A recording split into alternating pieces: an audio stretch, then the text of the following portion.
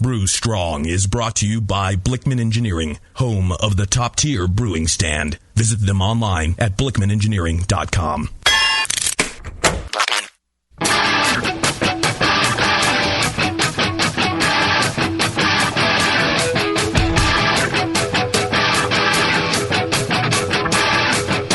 Brewers, it's time for the beer radio you've been looking for. This is the show that dispels myths, tackles the toughest topics, and makes no apologies for geeking out on beer. Hosted by two guys that drink before they think. Jamil and John Palmer. This is Brew Strong.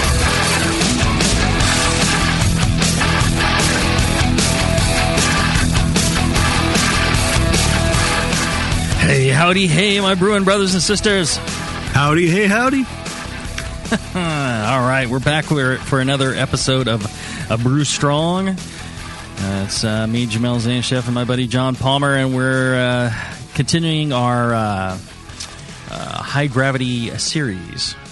It isn't going to be a twa because it's going to be a quad. I think we're going to have four shows in this series talking about high-gravity brewing. And we covered a lot of detail about high-gravity brewing in the first two shows, what it is, and how to prepare wort. Making the wort, yeah. The mash and all the factors there. And that took us the first two shows. And then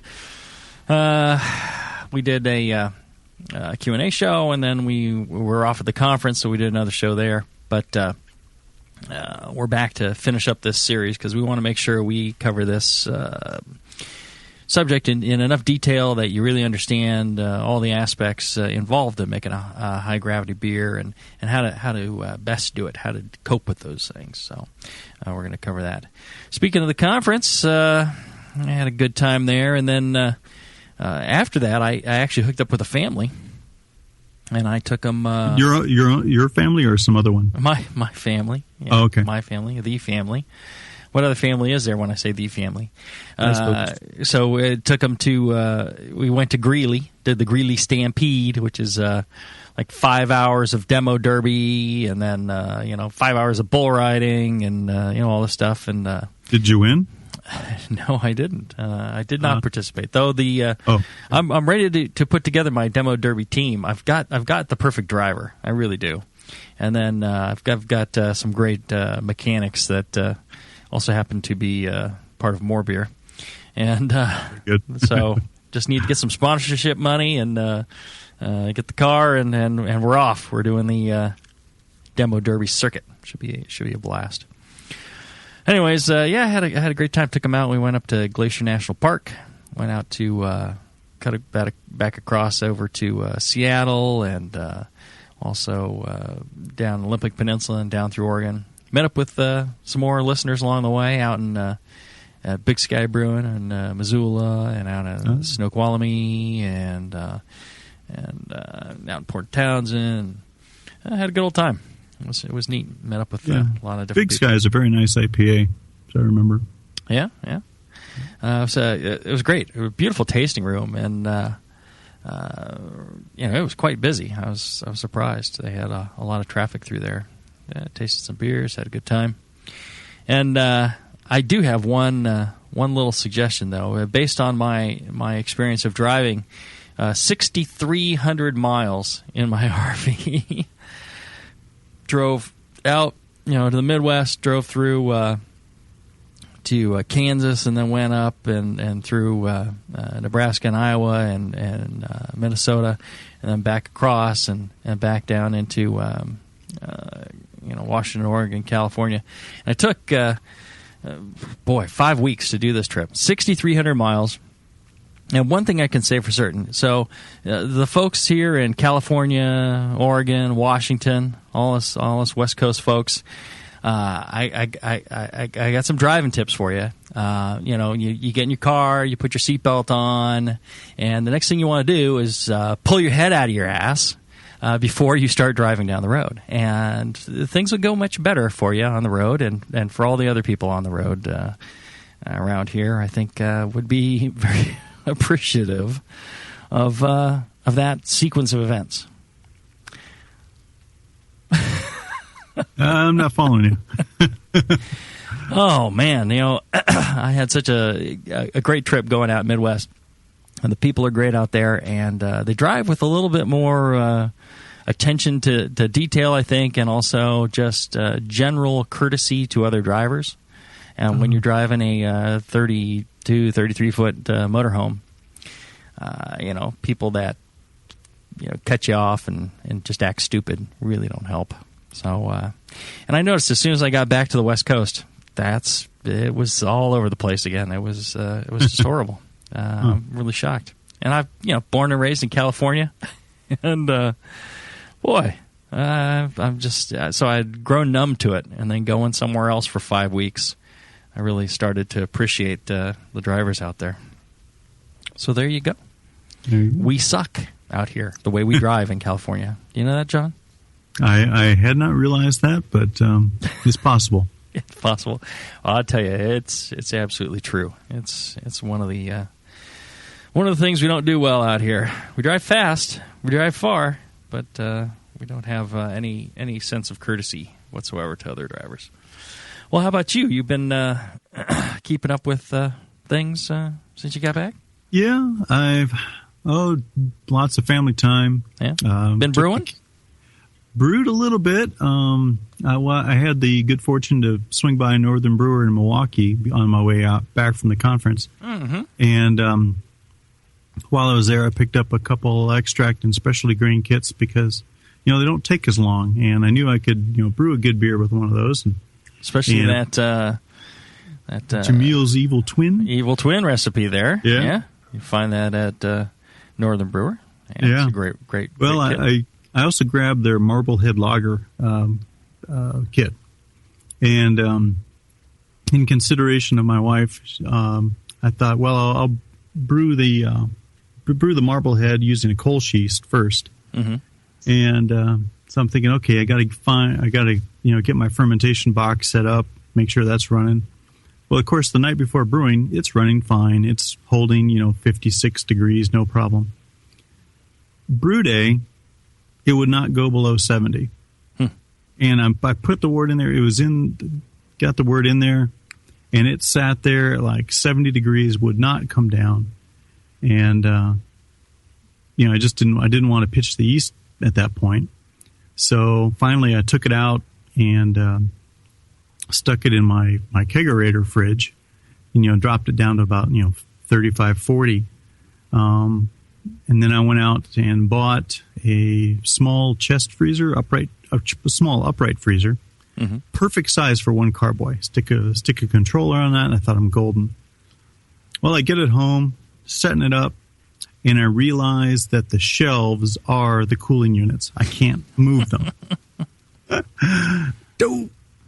And so I gave that freezer to my wife for our anniversary. And sweet anniversary gift there, John. Yeah, that shows real sentiment of love and devotion. Uh-huh. I think 19 years is freezer year. Yeah, uh-huh. Yeah, sure. Yeah. So what'd you do with the wort? It's still sitting in the kegerator fridge. I would have done something with it today, except of course we're here now. Right. So, yeah. Eventually, you want to throw yeast into those. Yeah, that's how it turns into beer. I don't know if you caught that Brew Strong episode yet. Yeah. Now that wort's not okay, right? Or is it okay because he has it cold? Well, you definitely want to have it below 40 degrees. Okay. That's like fridge temperature. A fridge that won't hold 40 degrees is, food spoilage, and food will still spoil at that temperature. Yeah. The colder, the better. It depends how clean your process was. I don't know. You're leery though, right? Yeah. It's always questionable, but took good care of it, and it's cold. I want to consider dry hopping this one like crazy. Yeah. Well, because so he didn't want to pitch at 70, or the alternative is that he holds on to it for a week until he can get to the right pitching temperature. Right. Which is worse, pitching at 70 or waiting which is riskier, I guess, is my question. Yeah, For a Kolsch, I want to get it cold. I don't want to right. fool with the off flavors. Good point. So, That was one consideration, yeah. Yeah, but I probably would have chilled it down in the freezer and then pulled it out, pitched the yeast, and let it try and go through its growth around that. I may have I've done this before. Swap it in and out of the fridge when you don't have a controller, and then hold it in that range you want. Let the growth period go through. 2-3 days. Let the yeast growth be done, and then just let it warm up from there, and then you should be okay. Right. Yeah. Well, I'll probably do that tomorrow. Tomorrow I'll pull it out, aerate my yeast starter again. Well, there's always next week. Yeah. Wait, another. I want to try it, Palmer. I'm just curious. Yeah. Now, did you prepare this wort on your fancy Blickman top tier system? Yes, I did. In fact. All right. How did that go? Fine. Yeah. No problems whatsoever. Well, any superlatives to throw out there about our sponsor, Blickman Engineering? Yeah, well, I was using the, what is that darn thing called? The hop grabber? No. Help me out, Jamil. The hop blocker? Blocker, there we go. Uh-huh. Hop blocker. I like the hop grabber, though. I'll talk to Blickman about changing it. The crotch grabber, yes? Yeah. And that did a pretty good job. I was brewing all pellets, though. So, had a fair amount, make it into the fermenter. But by and large, it kept them out. Yeah. There was a lot of hop sludge in the bottom of the kettle when I was done. So maybe it's your technique. Yeah. Should be a good brew. It just, delay in fermentation. But I had a great batch of yeast, so not too worried about it. Yeah. I'll just aerate it up to get them ready and then dump them in tomorrow. All right. Well, yeah, I'm even worse. I still have not brewed on my Blickman system because oh man. I'm 5 weeks on the road. Did you put it together yet? No. Just terrible. Yeah. I'm in the process of it. Okay. And it's just I want to brew on the thing so badly, but I just all these trips coming up and on the road, so I feel terrible, but I will get there eventually. I will be brewing some beers on there. All right, let's do this. Let's take a short break, and when we come back, we'll get into high gravity brewing. We're going to be talking about the point from where you get the wort in the kettle to when you cool it and run it out. Back after this.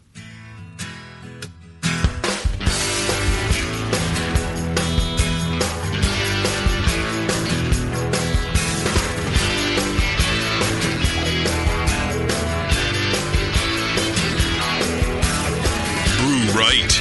Brew smart. Brew strong. This is Brew Strong.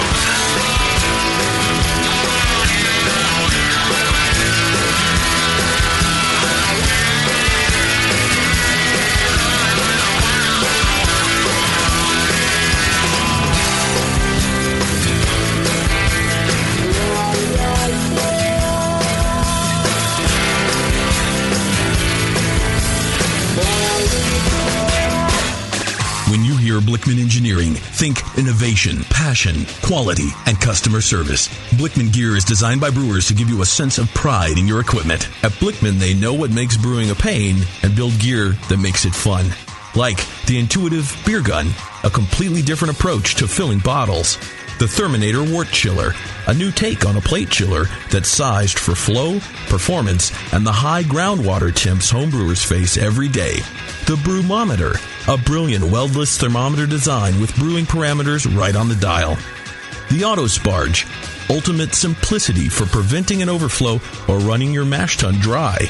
And much more, like the modular top-tier brewing stand, conical fermenters, and their Boilermaker brew pots. With more cutting-edge equipment coming soon.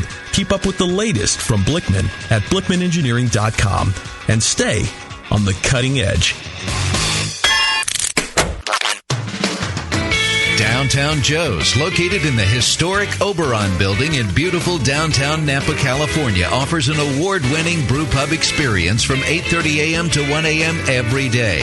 For 15 years at the corner of 2nd and Main, Downtown Joe's has been voted Best Night Spot 7 times and Best Brew Pub for the last 4 years in a row.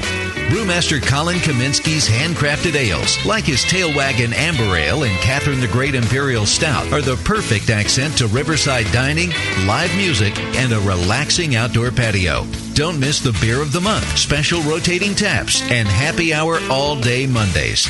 Visit downtownjoes.com to make reservations, peruse their extensive calendar of events, or just read more about their fantastic beers. Come enjoy the fine beer, food, and music. Downtown Joe's, the award-winning brew pub where you'll feel at home. And now, Northern Brewer brings you another installment of The Time Brewers. When last we left our heroes, they found themselves in 1842 in the province of Bohemia. Yo, this era jerky. All the beers is murky. What ho, friends, a male alewife. I don't know what I'm doing, so I got this dark malt, yeah? More stinky dark beer, yeah. No, sir. Please, wait. Just a moment. Aye, a package from the future from Northern Brewer. Use the Pilsner malt, my good man. And these Sots hops, sucker. They ain't noble like Queen Victoria, but you can use Sterling from Portland to Astoria. Let your wort caramelize and let melanoidins harmonize in a long boil. Keep your starter under cover with aluminum foil. Boo. And use it with some bog myrtle. Northern Brewer is your one-stop homebrew supplier throughout the entire fermento chronosphere. The widest selection of quality malt, hops, yeast, $7.99 flat rate shipping, and get your nasty-ass bog myrtle back to the dark ages, Brother Abelard. Hey, this golden lager with the happy hops pretty damn good. Thanks, Time Brewers. Thanks, Northern Brewer. Our work here is done, my friends. Now, to wherever we are next needed. Tune in next time for the continuing adventures of The Time Brewers. Ela, what's it feel like? Take awesome and multiply it by 2. Yeah! Spraying live beer radio all over your face. Can't get any better than this, baby. It's the Brewing Network.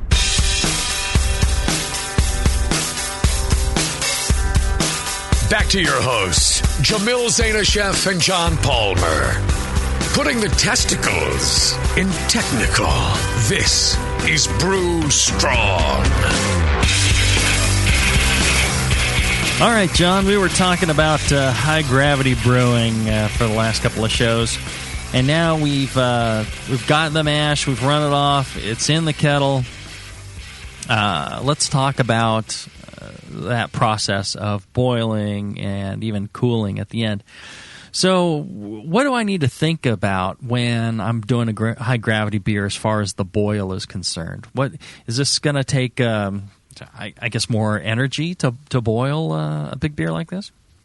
A little bit. The great boiling point elevation for worts like this can result in a couple degrees increase, but not as much as boiler depth, commercial scale. Mm-hmm. So in our case, it's pretty much the same old thing. You start the fire and start boiling, but what is different is that especially in an all malt brew, you're going to get a lot more hot break, a lot more foaming. Mm-hmm. And as you're boiling, your hop utilization is going to decrease versus a more typical, wort gravity boil. Mm-hmm. So I was just looking at some papers on high gravity brewing, in the professional journals, and they are commenting that we're showing some data that the difference between a 10 Plato and a 20 Plato wort, which translates to about 1040 OG versus 1080 OG, mm-hmm. That the hop utilization decreased by about 1.6%, in their scale. Mm-hmm.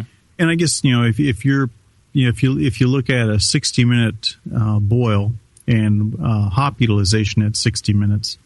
And you say, okay, I should be up around 30% utilization. Mm-hmm. Well, going from 1040 to 1080, you could expect that utilization to drop down to 28.5% utilization, mm-hmm. Correspondingly.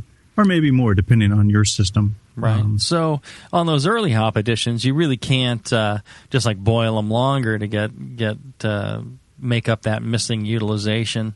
Rather, you need to add more hops to counter that. Now, the brewing software, that'll do that calculation for you, won't it? If your gravity's high, your utilization is dropped, and that'll tell you that you should be adding more hops anyway. So there may not be anything necessarily for a brewer to do other than, I guess, if you were looking at scaling up a recipe and you did not have the software, or even if you did have the software, if you're scaling up a recipe, let's say, I know Mike McDoley likes to make an imperial version of Janet's Brown.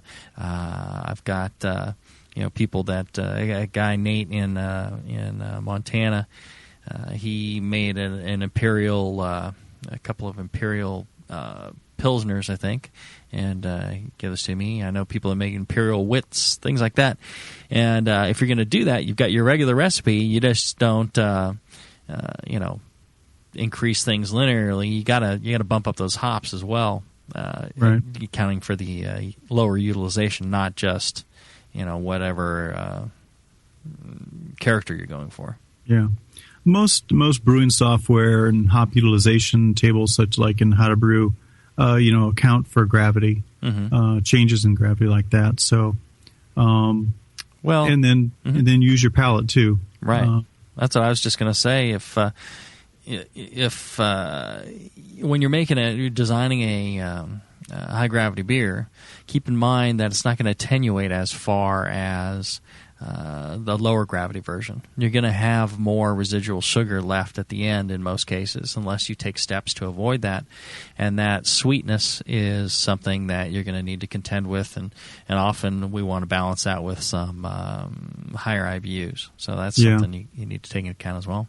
Yeah, you wouldn't necessarily want to just rely on your brewing software to say, okay, this 1040 OG recipe at 35 IBUs, I want 35 IBUs in this 1080 recipe. What you're saying, and I agree with Jamil, is that you're probably going to want more like 40 IBUs or maybe even 45 IBUs in the 1080 beer to achieve the same balance that you had in lower gravity version, or a balance, or actually a better way to look at it is you're going to achieve a balance that works better at the high gravity. Right. Not necessarily the same balance in the low gravity version of a beer, like a Pilsner to Imperial Pilsner. The interesting thing that Greg Doss at the conference, he was doing a talk on, I think, the bittering. I didn't get a chance to listen to it. I talked to him beforehand. And, one of the things I use in all the BYO articles I do, as a matter of fact, you can sign up for BYO on the Brewing Network. You go to thebrewingnetwork.com, you see a big BYO ad there. Just click on that, sign up for BYO if you're not already a subscriber. It's a great magazine, and I write for it every issue, doing style profile, and half that goes to the Brewing Network. So it really helps out the shows, and it'll help you out as well because it's a good magazine. Anyways, in those articles, I do a calculation of IBUs divided by bittering units, which is something I got from Ray Daniels in his Designing Great Beers book. And I like that because it takes into account gravity versus, or not IBU, but gravity units. Yeah, your bittering units divided by original gravity, right? And so it gives you a ratio on that. Your starting gravity and your bittering units, and as your gravity goes up, you keep the same ratio. It'll be 0.4 for a beer. Well, keep that same ratio when you go higher. If it's and that takes that into account. One of the things that Greg was wanting to talk about is the concept that your finishing gravity has an effect as well. So maybe that should be finishing gravity versus bittering units, and you could or IBUs, and you could relate that as well. I think the two numbers, I'm not sure you can really take finishing gravity by itself. It really depends on a lot of things. So I like the starting gravity better, but that gives you a good ratio. So maintain that ratio going up, and it'll give you a good balance on the beer, and maybe goose it up a little bit more for the higher gravity. Now, you mentioned the head retention and body and things like that. How is that? How is it that a higher gravity boil affects those things? Explain the mechanics of that. Okay. Well, anytime you're boiling wort, you go through the hot break, which is the coagulation and precipitation of proteins, in the wort. Basically, the higher the gravity of the beer, of the wort in the kettle, the higher the concentrations of those proteins is. And as you boil, those are going to, coagulate and precipitate out to about the same concentration each time. So whether you're brewing, 1040, you're going to end up with X amount, percentage of protein left in that wort afterwards. And then if you increase that to 80, gravity, it's still those proteins are still going to coagulate and precipitate out to darn near about X, whatever that number is. So the boil is a great leveler. And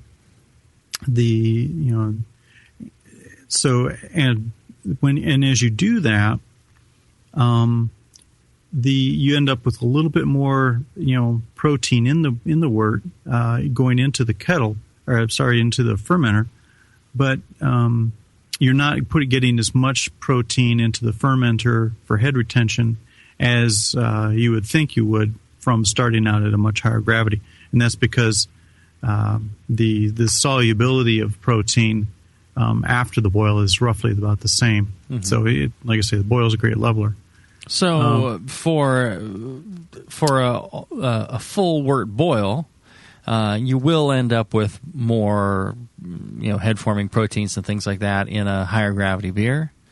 All things being equal, but the proportion of those proteins that help head retention is relatively less. Mm-hmm. So than what you started with. Then the drawback of the boil is that the head retention and conversely the haze proteins are the ones that are significantly affected by the boil. So you get a good boil, you precipitate out your haze forming proteins, get a clearer beer, but you also at the same time pull out a lot of your foam enhancing proteins as well. So the head retention of the head retention of high gravity beers does tend to be less than the head retention of lower gravity beers, and that's an established fact. Mm-hmm.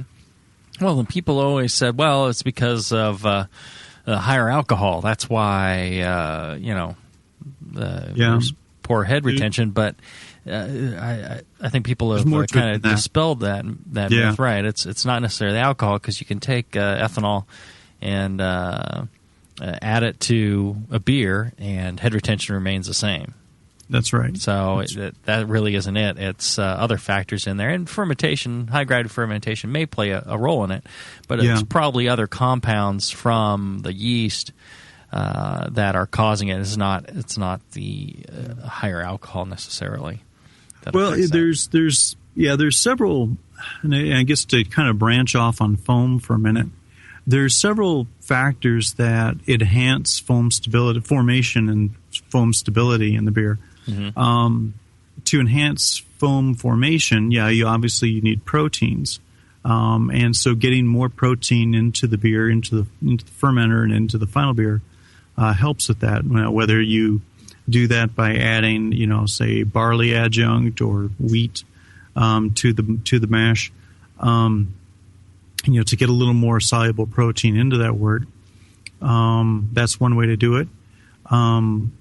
Higher hopping rates also enhances foam stability, because the alpha acids act as a binder to. They are hydrophobic or hygroscopic, and with a higher gravity beer, you tend to hop a little higher as well. So Yep. Mm-hmm. And those aid in head or foam formation Mm-hmm. and stability. Mm-hmm.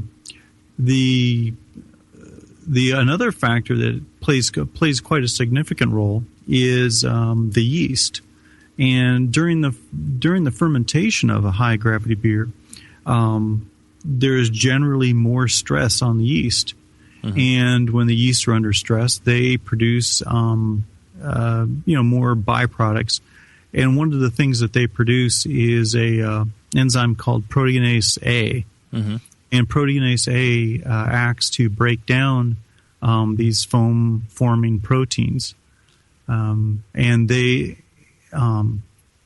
that enzyme is active throughout fermentation. The higher the stress the yeast is under, the more of that protein they're going to churn out during fermentation, and that will break down proteins during fermentation and reduce the foam capability of that beer.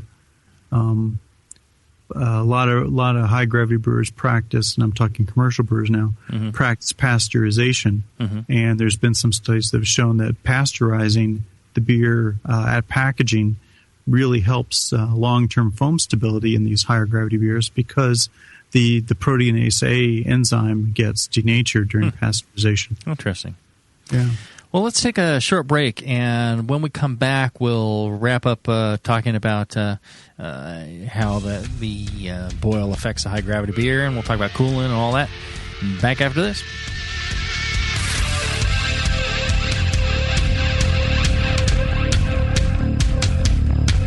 Keep your carboy cap on. This is Brew Strong. We'll be right back.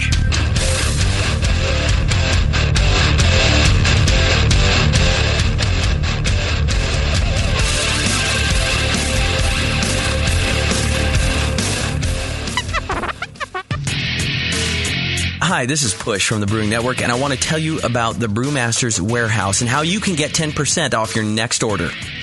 I'm a pretty techie guy, but I've never seen an online store like this. It's awesome. Go to brewmasterswarehouse.com and click on Brew Builder. You can whip up a custom recipe so easily even Sven could do it. Seriously, it's slick. You can share your recipe with your own logo and notes to the Brewmaster's database if you want. And the best part, it keeps a running tally of the beer you're building while you're doing it. Then, bam, click Buy Recipe, and your cart is filled and ready to go with helpful suggestions in case you forgot something. This thing is amazing. Brewmaster's Warehouse is run the way a homebrewer would do it, with great service, fast turnaround, and $6.99 flat rate shipping. Brewmaster's Warehouse and the Brew Builder blew me away. Check it out today at brewmasterswarehouse.com. I'm serious. And don't forget to put BNARMY in the discount code box for 10% off your order. Check out brewmasterswarehouse.com. Cheers. Do you support the Brewing Network? Do you brew your own? Are you looking for an economical, fun, and legal way to do both? Subscribe to Brew Your Own magazine and do just that. All year long, Brew Your Own will surprise you, entertain you, and educate you with articles on beer and brewing from authors like the Brewing Network's very own Jamil and John Palmer.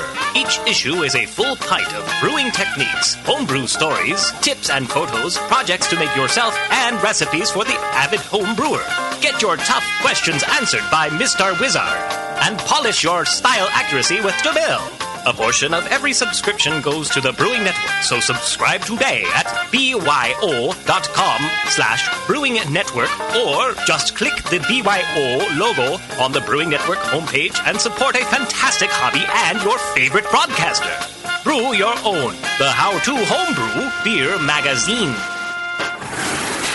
Hey, Push, the new brewery's looking good. Thanks, Sven. Piece by piece. Well, let's fire her up. Whoa! Is that a new kettle? Yeah, just got it brand new, but paid half price. What? And that blade scale? 40% off. The new tap handle? $5 instead of $13.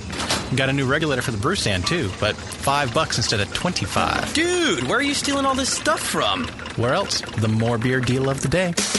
Announcing the Beer, Beer, and More Beer deal of the day. Every day, a new fantastic deal from big items to small that will blow you away. Boil kettles, carboy carriers, sterile siphon starters, digital timers. Watch morebeer.com every day for a new deal, and you just might find the item you've been waiting for at a price you cannot believe. Hurry, because stock is limited on most items. And that sweet Guinness cap, let me guess. The more beer deal of the day. Yeah, I knew it. Come on, let's brew something. Find the More Beer Deal of the Day at morebeer.com. Celebrity voices impersonated.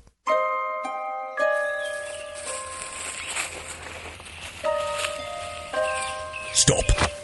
Birdison, what is it? Shh. Listen. I think I hear a dwarfen ale. A what? A dwarfen ale. But there's no such thing. Aye, lad, but soon there will be. Hail, brewers! Fantasy Brewmasters invites you to participate in their 2010 Dwarf Brew Recipe Contest. Do you dig fantasy? Have you ever wondered what sort of ale a wizard might come across at his local tavern? Have you ever wanted to find out what a dwarfen ale really tastes like? Yeah, you know who you are, and here's your chance to show your geek pride. Submit what you think would be the ultimate dwarfen beer, and your recipe could be chosen for commercial production as their flagship beer. Entrants must be a U.S. resident, 21 years of age or older. Log on to www.fantasybrewmasters.com to register and for contest rules and more details. For this contest, they're looking to brew an authentic dwarfen beer of your creation, along the lines of a very drinkable brown ale. Registration deadline is Tuesday, August 31st. The winner takes home $1,000, plus they get to see their beer brewed commercially. Go to fantasybrewmasters.com now. It's not some old fantasy character beer. It's f***ing dwarfen ale. fantasybrewmasters.com. You're listening to the Brewing Network. Back to the beer guys that make other beer guys look like wine guys. Brew strong.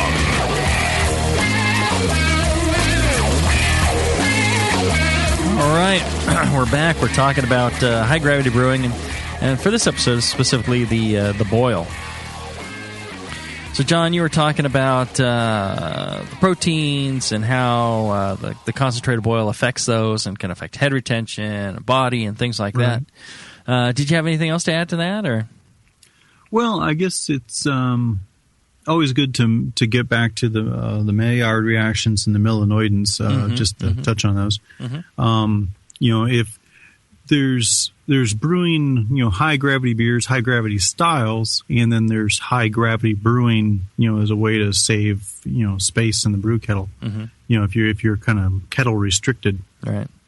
And so to remind people that if they are going to do a high gravity brew and then later dilute in the fermenter, that the flavors formed during a high gravity boil are going to be different than the flavors brewed in made in a low gravity boil, using the same ingredients. Right. And that's when somebody's trying to do a partial boil, right. It can be okay in the lower gravity beer, but in a higher gravity beer, it becomes even more of a problem. When you get to such a concentration, you're developing different flavors through that high gravity, really concentrated boil.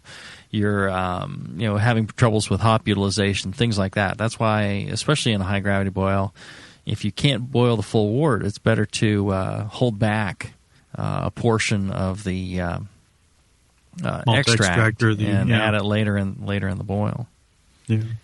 Well, and another thing about adding extract, one of the nice things about the boil is it gives you a chance to adjust for errors in the mash, or if you check your gravity at the beginning, here's your chance. If you're short of hitting that high gravity target, here's your chance to add some extract and make your adjustment to the wort to make your proper beer.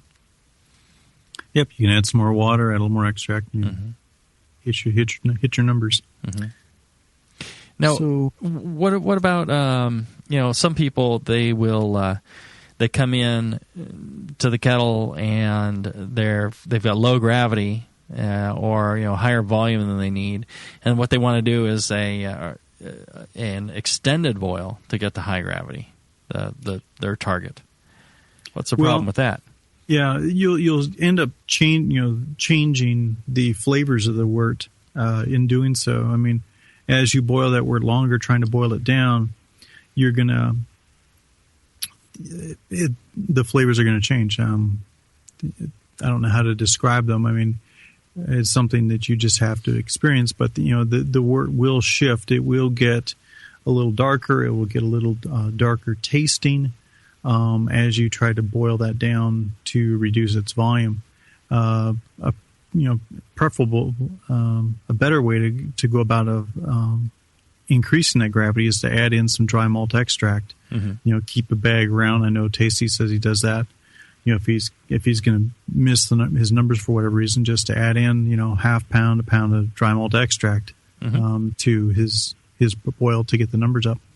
And that way, you don't stress the wort. You don't thermally stress it by trying to reduce the volume over a long period of time. Mm-hmm. You're just adding some more extract in. And adding it in a pale form so that you're not getting the melanoidin flavors that you may want to avoid in particular style, such as say a Helles or Kolsch or whatever. In the Sunday session, they did a show on hitting your numbers. So if you miss your number, how to make some adjustments, and I'm sure that was. Quite useful information if you're wondering about that. That'd be a good episode to listen to.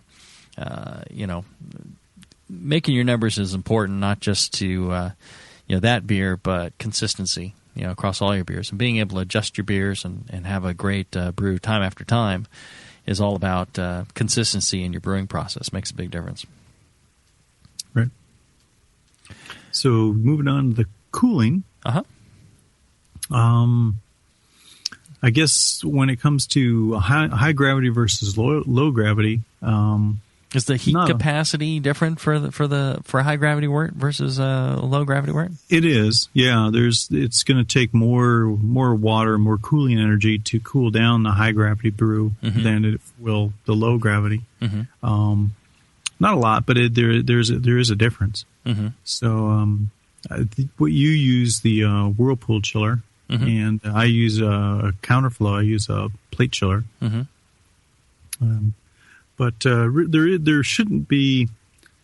I guess what I want to say, there's no real demand difference. There's no need to say change equipment when cooling a high gravity beer versus a lower gravity. Right.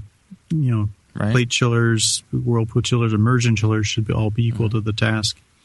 Although you might want to expect that it may take a little longer. It may take, if you're using ice. I got friends in San Diego that, the groundwater tends to be fairly warm, so a lot of times they'll use some ice and recirculate some ice water in a bucket.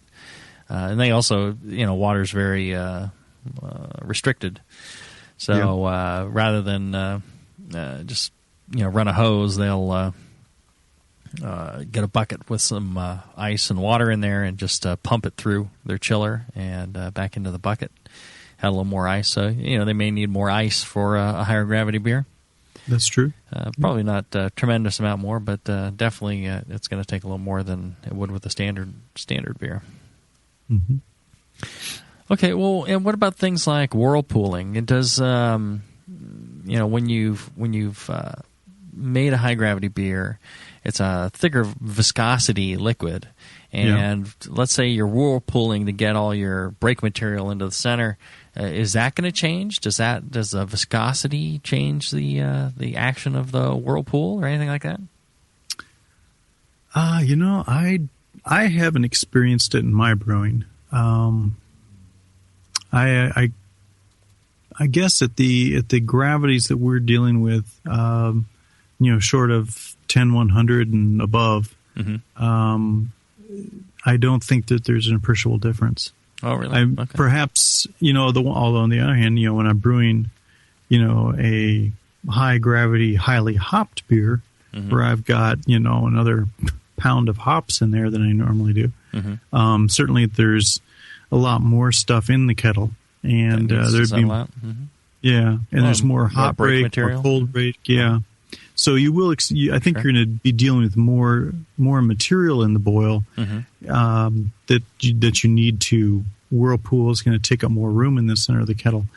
I don't think that the viscosity necessarily changes that. I think it's, the fact that you got more material is probably the bigger issue when it comes to whirlpooling it and separating the trub so you can draw the wort off, clear wort off more easily.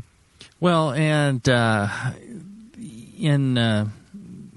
sure viscosity does have some effect on the particulate matter traveling through it. If it's as thick as honey, and you rest a penny on it, it's not going to go through. So I'm sure it has some sort of effect on it. But the whirlpool or the whirlpooling, the centrifuging principle, you're looking at a difference in density to affect the separation. So it's not going to separate as effectively as a lower gravity wort would.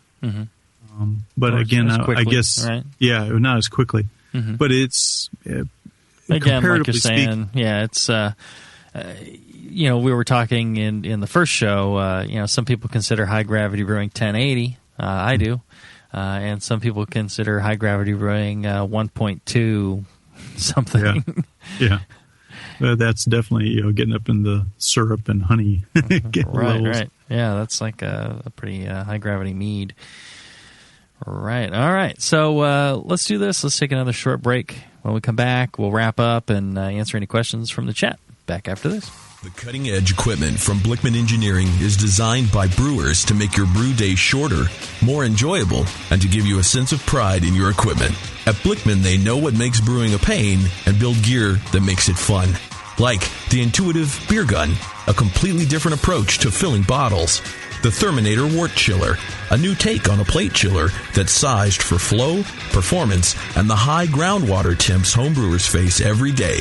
The Brewmometer, a brilliant weldless thermometer design with brewing parameters right on the dial. The Autosparge, ultimate simplicity for preventing an overflow or running your mash tun dry. And much more, like the modular top-tier brewing stand, conical fermenters, and their Boilermaker brew pots. With more cutting-edge equipment coming soon, keep up with the latest from Blickman at blickmanengineering.com and stay on the cutting edge.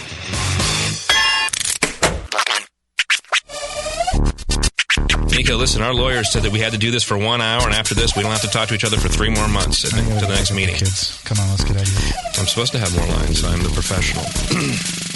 Hey, it's Sully. And I'm Nico. And we opened the 21st Amendment 10 years ago at 563 2nd Street in San Francisco, just 2 blocks from Giants Park, to make great beer and have a great time doing it. That's right, because to us, the 21st Amendment is more than just the right to make beer. It's the right to experiment, to be innovative, and just do things differently.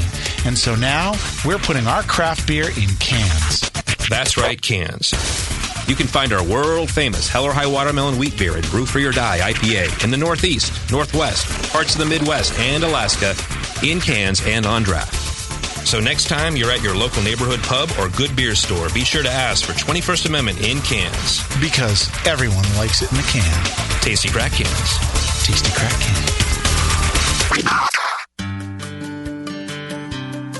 Williams Brewing is your online resource for prompt delivery of quality home brewing supplies. Since 1979, Williams Brewing has offered the finest equipment and freshest ingredients and the best customer service in the business. Cut hours off your brewing sessions by using one of our 11 varieties of famous Williams malt extract. Our Williams Belgian Pale Extract is mashed with pure Belgian 2-row malt and a small percentage of Belgian wheat malt for an authentic Belgian character you just can't get from other extracts. Or check out our unique fermenters, 2.5-gallon kegs, paintball tank-based draft beer equipment, bottling aids, and much more. We even have our own line of precision hydrometers. Go to WilliamsBrewing.com to browse our vast selection. That's WilliamsBrewing.com. Orders placed by 3:30 p.m. Pacific Time ship the same day. Brewing is easy. The Williams way. Hey, what are you doing, man? Writing a review of WLP 400. What? You're reviewing yeast? Yeah. White Labs has home brewer reviews of all their strains. Are you new to these interwebs? Check it out. That's awesome. White Labs, your source for great yeast, invites all brewers to visit whitelabs.com to read and write your own reviews of all their yeast strains. Get real-world tips and tricks from other brewers who have made the most of their vials and post your own experiences. It's another way White Labs brings you closer to the best yeast on the planet. And send. There you go. You misspelled flocculate, dude. What? Mother... White Labs. It's all in the vial. Organic ingredients. Fresh, clean, good for you, good for the planet. Seven Bridges has the best selection of organic ingredients, including over 27 varieties of organic hops at breworganic.com. Join their mailing list for special deals and regular updates. They've been brewing organic and serving organic brewers for 13 years. They can help you brew great organic beer. And Seven Bridges is the proud host of the 4th Annual National Organic Brewing Challenge, the only BJCP-sanctioned nationwide brewing competition just for organic beers. Take the challenge this fall for a chance to win great prizes, including stainless steel brew kettles and organic brewing ingredients. This year, the challenge will be judged in 2 locations: on the East Coast at Capital City Brewing in Arlington, Virginia, and on the West Coast at Gordon Biersch in San Jose, California. For complete details, visit breworganic.com/competition. Seven Bridges is cooperatively owned in awesome Santa Cruz, California. Everyone there is dedicated to great beer and people-friendly business practices. They offer environmentally friendly, fair trade, and fair wage brewing products whenever possible. Seven Bridges, breworganic.com. This is www.thebrewingnetwork.com. Sit down next to it, grab yourself a paper towel, and watch those yeast have sex. You're listening to the Brewing Network.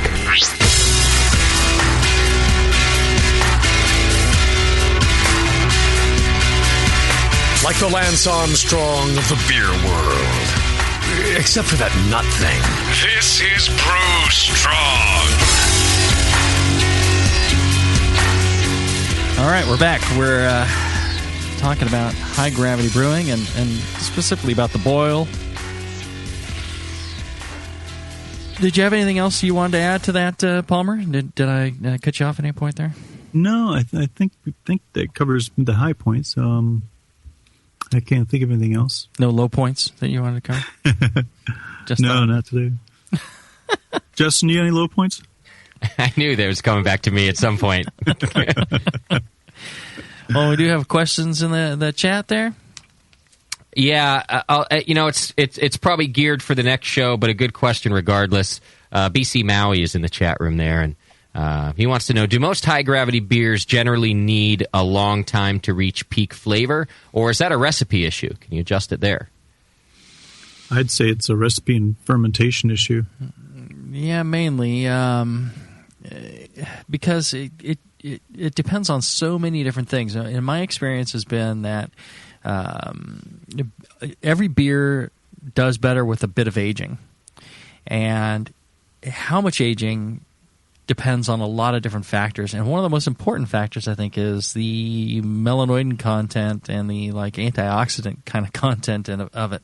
So when you have a darker beer, it tends to be more stable over a longer period of time, does well with longer periods of aging.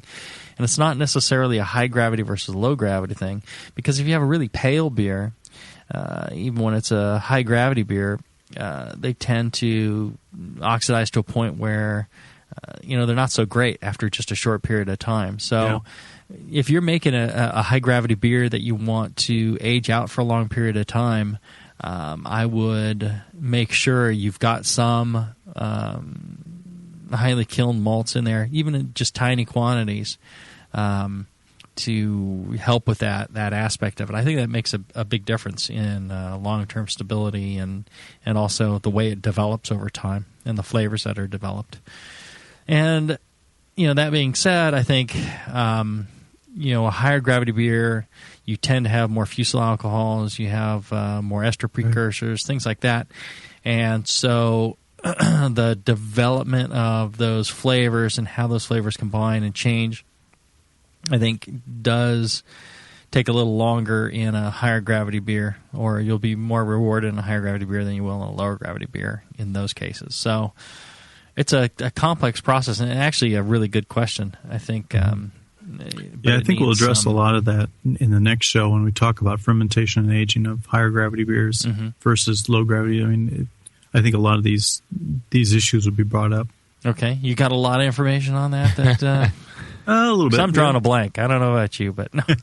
Yeah, I thought it was a good question too, because popular information right now, it kind of tells you, if it's high gravity, it definitely has to age. Right. But that's a stylistic thing too. Not all high gravity. Anyway, I like that you guys addressed that, because I didn't know. That's a great point. Yeah, well, and let's take for an example, Tasty's Imperial Janus Brown. That doesn't really need to age. It's great, fresh. Right. Pliny the Elder, a real, a hoppy and fairly high gravity beer. That's fresh. I mean, Vinny's like, drink it right away. Don't save it. It's going to go bad. Yeah. Drink it the moment you get it, and that really makes a big difference on that. Again, that's a real pale beer. And so, it's not going to be nearly stable. I think if you added a bunch of dark malts to it, it'd probably ruin that beer, but it would be far more stable. So, good question, BC Maui.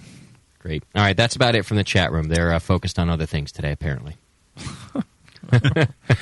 Well, okay. I don't know. I don't know what to say. I don't know what to think. I can see quite a few people brewing on Facebook. Yeah. Matt Earl and others are all... They're in there. Today. They're talking about lunch meat, and I don't even know what's going on. We got the wrong crowd today. That's what happened. You got my crowd is what you got. What happened? This is like a time change thing, or what? I think so. Jeez. All right. Well, that'll do it for this show, and we're going to come back with one more segment on high gravity brewing. We're going to talk about fermentation, aging, and brewing high gravity for increased volumes as well. We'll have a special guest in the studio for that. And if you get a chance, swing by BlickmanEngineering.com. Check out our great sponsors' products. He's coming out with new ones all the time, really fancy, very creative, brilliant, might I say, products that he comes up with. Makes your brewing easier. Yep. And if you like the fact that he pays for the show so you don't have to, send him an email. Tell him how much you appreciate it. Also, check out the Brewing Network store. We got all sorts of good merchandise there. Shirts, hats, books, glassware, you name it, it's in there, and it's great stuff. I enjoy wearing it. John enjoys wearing it, and we'd like to see you wearing a Brew Strong shirt or hat as well. And keep brewing those great beers out there. We appreciate tasting them when we see at events and things like that. That's great. And keep your feet on the ground. Keep your feet on the ground, and remember, folks. I love you too, random citizen. Brew strong. Brew strong, everybody.